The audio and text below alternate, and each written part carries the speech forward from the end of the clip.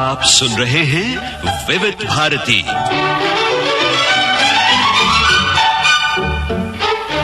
प्रस्तुत है कार्यक्रम नाट्य तरंग। आज के नाट्य तरंग कार्यक्रम में हम आपको सुनवा रहे हैं जयशंकर प्रसाद की कहानी का रेडियो नाट्य रूपांतर आकाशदीप। रूपांतरकार हैं पंडित नरेंद्र शर्मा, निर्देशक मुख्तार अहमद।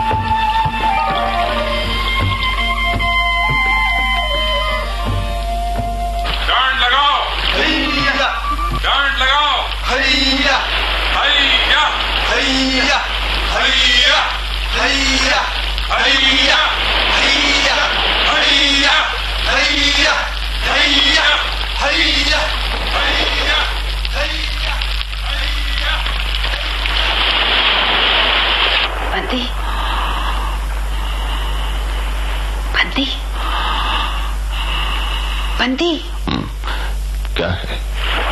सोने दो। मुक्त होना चाहते हो? अभी नहीं, निद्रा खुलने पर। बंदी, चुप रहो। फिर अवसर न मिलेगा।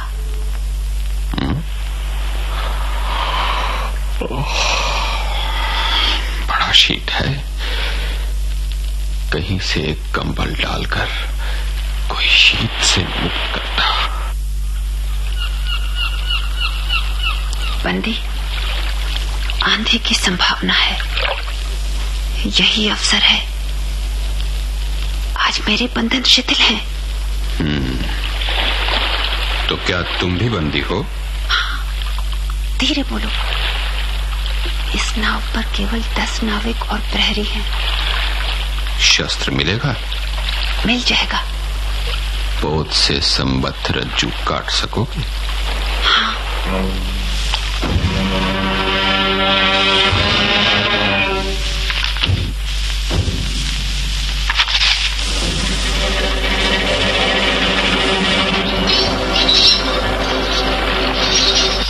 लो, मैंने तो अपने शिथिल बंधन को खोल डाला। तुम मेरे कठिन बंधन को भी खोल दो।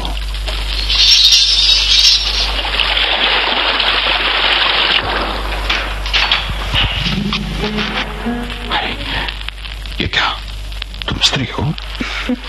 क्या स्त्री होना कोई पाप है? शस्त्र कहाँ है?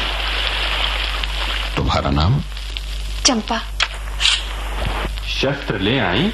वाह, चतुर भी हो और साहसी भी। चतुराई और साहस को चुनौती देने के लिए आंधी भी आ गई। आंधी नहीं, ये हमारे शत्रुओं की मृत्यु है, जो वणिक पोत और संबद्ध नौका पर मरहास कर रही है। आंधी! आंधी! आंधी! उतार दो! पतवार संभालो नायक। पोत से संबद्ध रज्जू काट दो, यही समय है। बंधन कट गए और अंतिम बंधन वो रज्जु की। एक ही झटके में हम स्वतंत्र हैं।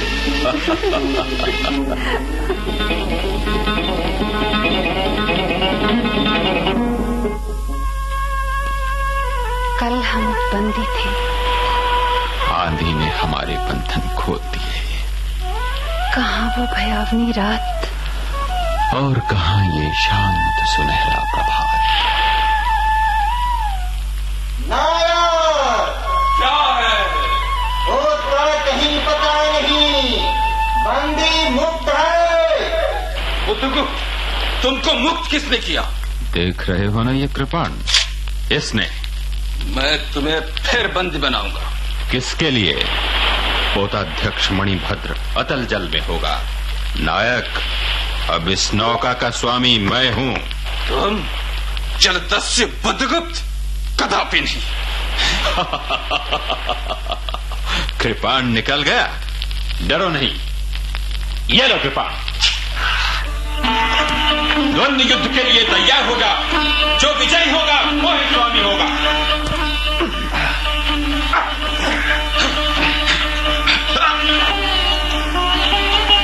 बोलो, मृत्यु स्वीकार है कि पराजय? मैं अनुचर वरुण देव की शपथ, मैं विश्वासघात न करूं। मैं तुम्हारा विश्वास करूंगा। तुम घायल हो गए हो, रक्त पहुंच दूं? पहुंचो मत, ये विजय तिलक है। नायक, हम लोग अब कहां होंगे?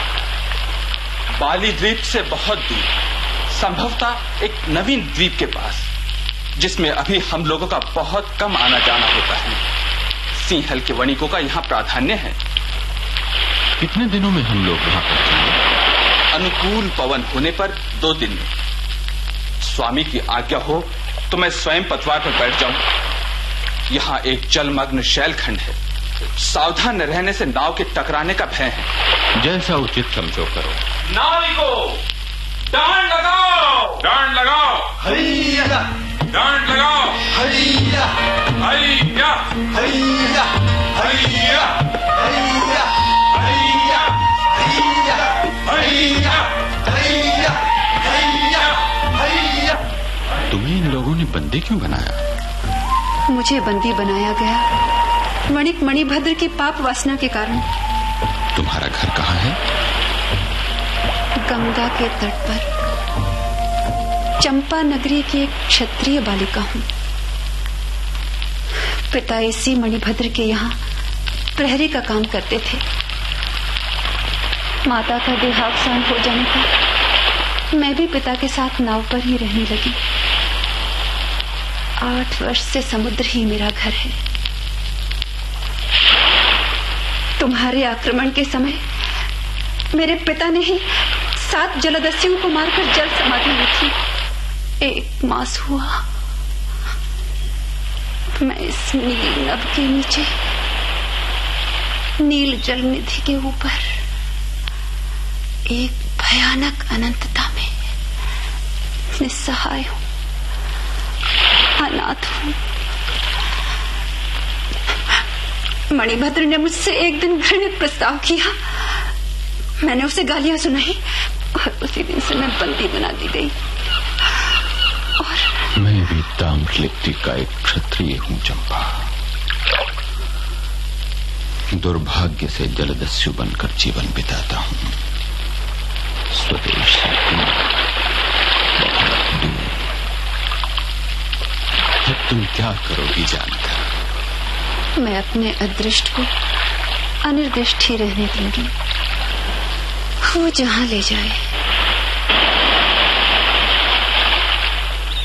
स्वामी, हम लोग द्वीप के पास पहुंच गए। बेला से नाव का मिलन हुआ। नायक, जब इस द्वीप का कोई नाम नहीं है तो हम लोग इसे चंपा द्वीप कहेंगे।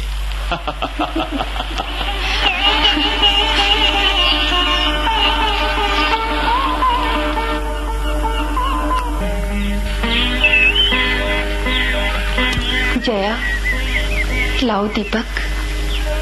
अभ्रक की मंजूषा में रखकर मैं इसे आकाश दीप बनाऊंगी।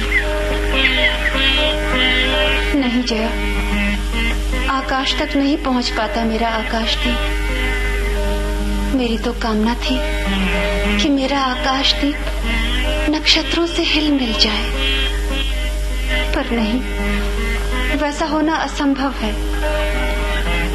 अरे, मैंने आशा भरी अपनी आंखें क्यों फिरा ली? मेरा आकाश दीप ज्योति वंदना का अनंतनाथ की आराधना का लघु प्रतीक है जया। जया। आज्ञा चंपा रानी। कितनी बार कहा तुम मुझे रानी न कहा करो। महानाविक कब तक आवेंगे? बुद्धगुप्त सेवा में उपस्थित है चंपा रानी।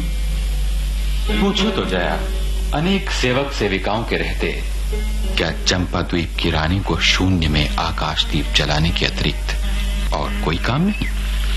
क्षीर निधि शाही अनंत की प्रसन्नता के लिए क्या दासियों से आकाश दीप जलवाऊं? हंसी आती है। दीप जलाकर तुम किसको पद दिखलाना चाहती हो? क्या उसको जिसे तुमने भगवान मान लिया है? हाँ, उन्हें, अपने भगवान को, क्योंकि वो भी कभी भटकते हैं, भूलते हैं। नहीं तो बुद्धगुप्त को इतना ऐश्वर्य क्यों देते? तो बुरा क्या हुआ इस द्वीप की अधीश्वरी चंपा रानी? बुद्धगुप्त, मुझे ऐश्वर्य के इस बंदी गृह से मुक्त करो। अब तो बाली, जावा और सुमात्रा का वाणिज्य केवल तुम्हारे ही अधिकार में है महानाविक। मुझे उन दिनों की स्मृति सुहावनी लगती है जब तुम्हारे पास एक ही नाव थी और चंपा के उपकूल में पड़ने लाकर हम सुखी जीवन बिताते थे। इस जल में अगणित बार हम लोगों की तरी आलोकमय प्रभात में तारिकाओं की मधुर ज्योति में थिरकती थी।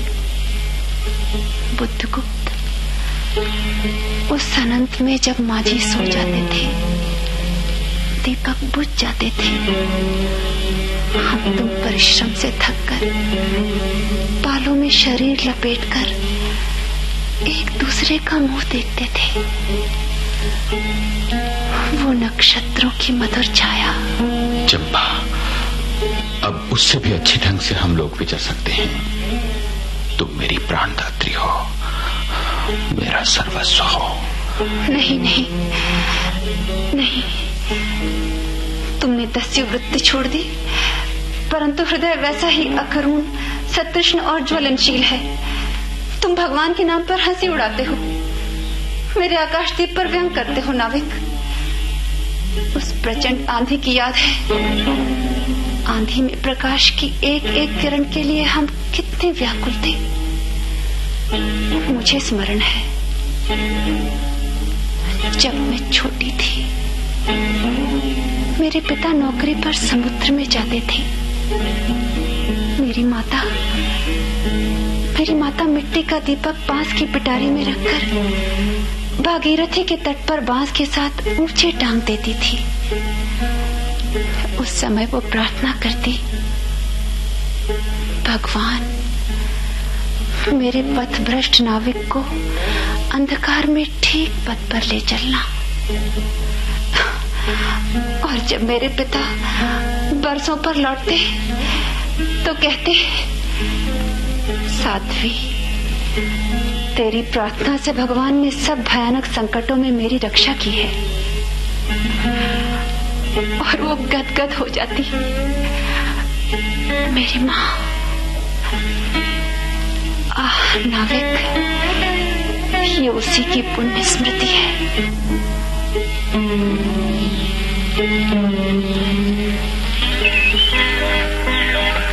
मेरे पिता, मेरे वीर पिता की मृत्यु के कारण जलदस्यु। हट जा। ये क्या चंपा? चंपा, चंपा, तुम्हें क्या हो रहा है? बंधी हुई मुट्ठियां, विवर्ण मुख, भीजी हुई दांतें, तुम अस्वस्थ हो चंपा। विश्राम करो चंपा, विश्राम करो। मैं जा रहा हूं। जलदस्यु, जलदस्यु।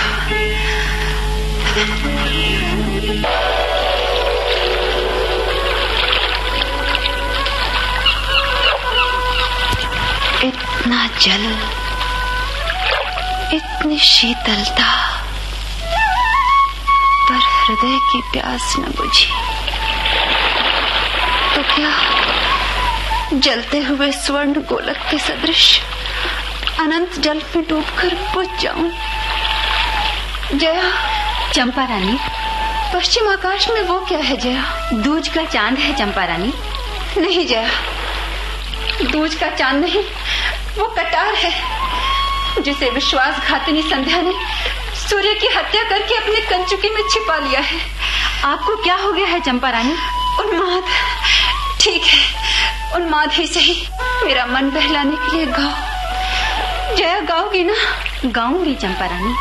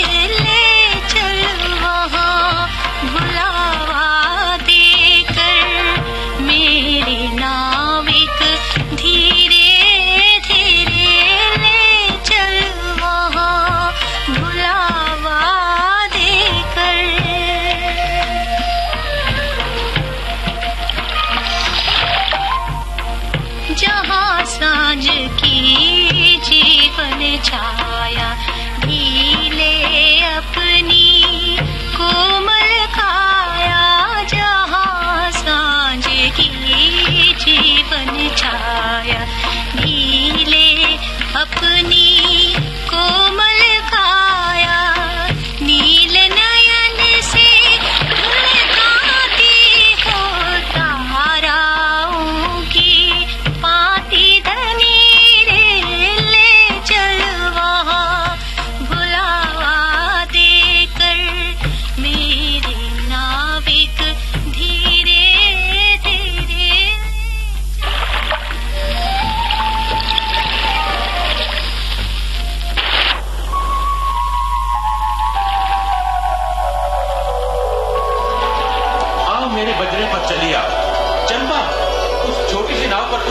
ठीक नहीं, पास ही वो जलमग्न शिलाखंड है।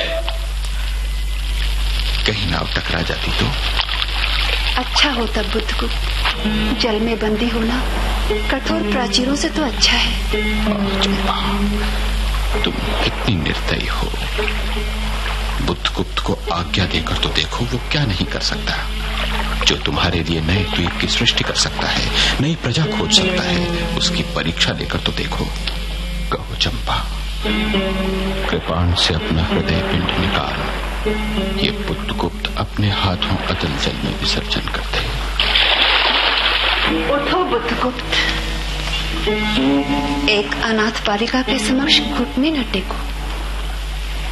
वो जिसके नाम से बाली, जावा और चंपा का आकाश गूंजता है, पवन थर्राता है। चंपा, सिंधु और पृथ्वी का आलिंगन बुद्धगुप्त।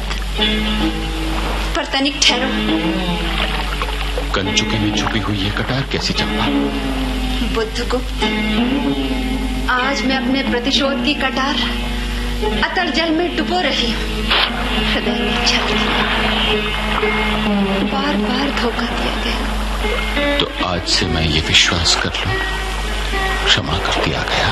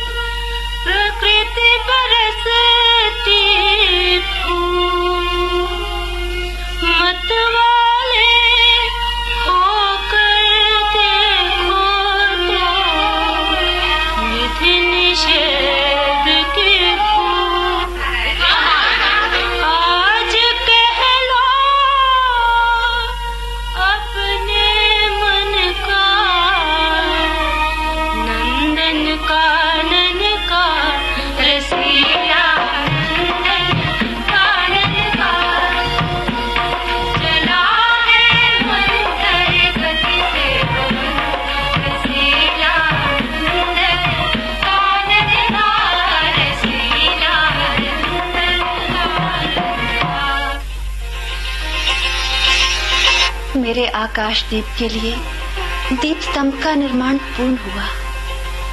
धन्यवाद महानाविक। पर ये सज-धज, ये नृत्यगान कैसा? ये क्या है जया? इतनी बालिकाएं कहाँ से बटोर लाई? आज रानी का ब्याह है ना। क्या ये सच है बुद्धगुप्त? यदि तुम्हारी इच्छा हो तो यह सच भी हो सकता है चंपा। कितने वर्षों से मैं ज्वालामुखी को अपनी छाती में दबाए हुए हूँ। चुप रहो महानाविक। क्या मुझे निस्सहाय और कंगाल जानकर तुमने आज सब प्रतिशोध लेना चाहा? मैं तुम्हारे पिता का घातक नहीं हूँ चंपा। वो एक दूसरे दस्यु के शस्त्र से मरे। यदि मैं इसका विश्वास कर सकती बुद्धगुप्त, वो दिन कितना सुंदर होता। तुम इस निष्ठुरता में भी कितने महान होते। चंपा, हम लोग जन्मभूमि भारत से कितनी दूर चंपा द्वीप के नंदनवन में इन निरीह प्राणियों के बीच इंद्र और शची के समान पूजित हैं। पर न जाने कौन अभिशाप हम दोनों को अभी तक अलग किए है। स्मरण होता है वो दार्शनिकों का देश, वो महिमा की प्रतिमा। मुझे वो स्मृति नित्य आकर्षित करती है, परंतु मैं क्यों नहीं जाता? जानती हो, इतना महत्व प्राप्त करने पर भी मैं कंगाल हूँ। मेरा पत्थर सा हृदय एक दिन सहसा तुम्हारे स्पर्श से चंद्रकांत मणि की तरह द्रवित हुआ। चंपा, चंपा, मैं ईश्वर को नहीं मानता, मैं पाप को नहीं मानता, मैं दया नहीं करता, पर मुझे अपने हृदय के एक दुर्बल अंश पर श्रद्धा हो चली है। तुम न जाने कैसे एक बहकी हुई तारिका के समान मेरे शून्य में उदित हुई। आलोक की एक कोमल रेखा इस निविड़तम में मुस्कुराने लगी। पशु और धन के उपासक मन में किसी शांत और कांत कामना की हंसी खिलखिलाने लगी, पर मैं न हंस सका। चलोगी चंपा, बोधवाहिनी पर असंख्य धन राशि लादकर राजरानी सी जन्मभूमि के अंक में। आज हमारा परिणय हो, कल ही हम लोग भारत के लिए प्रस्थान करें। महानाविक बुद्धगुप्त की आज्ञा सिंधु की लहरें मानती हैं। वो स्वयं पोतकुंज को दक्षिण पवन के समान भारत पहुंचा देंगी। चलो चंपा, चलो। बुद्धगुप्त, मेरे लिए सब भूमि मिट्टी है, सब जल तरल है, सब पवन शीतल है। कोई विशेष आकांक्षा हृदय में अग्नि के समान प्रज्वलित नहीं। सब मिलाकर मेरे लिए एक शून्य है। प्रिय नाविक, तुम स्वदेश लौट जाओ विभवों का सुख भोगने के लिए, और मुझे छोड़ दो इन निरीह प्राणियों के दुख की सहानुभूति और सेवा के लिए। चंपा, तब मैं अवश्य चला जाऊंगा। यहाँ रहकर मैं अपने हृदय पर अधिकार रख सकूं, इसमें संदेह है। जाने किन लहरों पर मेरा विनाश हो जाए। तुम अकेली यहाँ क्या करोगी? पहले विचार था कि कभी कभी इस दीप स्तंभ पर से आलोक जलाकर अपने पिता की समाधि का इस जल में अन्वेषण करूंगी, किंतु देखती हूँ मुझे भी इसी में जलना होगा। जैसे आकाशदीप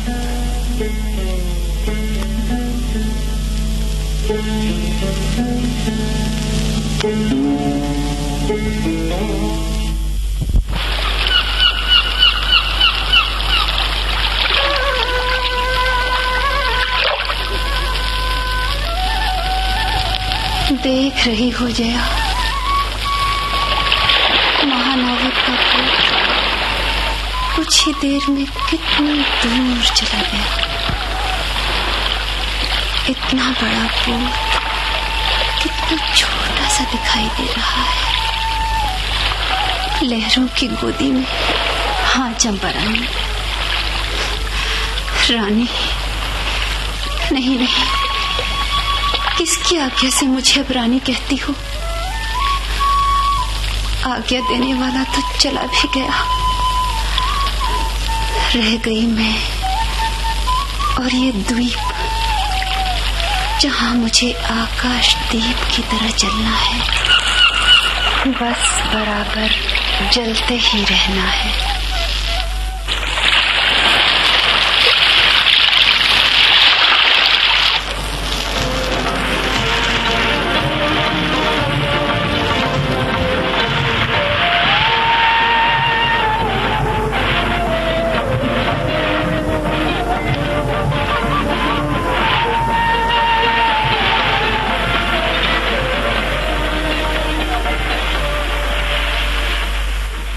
आकाशदीप नाट्य तरंग कार्यक्रम में अभी आप जयशंकर प्रसाद की कहानी का ये रेडियो नाट्य रूपांतर सुन रहे थे। रूपांतरकार थे पंडित नरेंद्र शर्मा। इस नाटक को निर्देशित किया मुख्तार अहमद ने।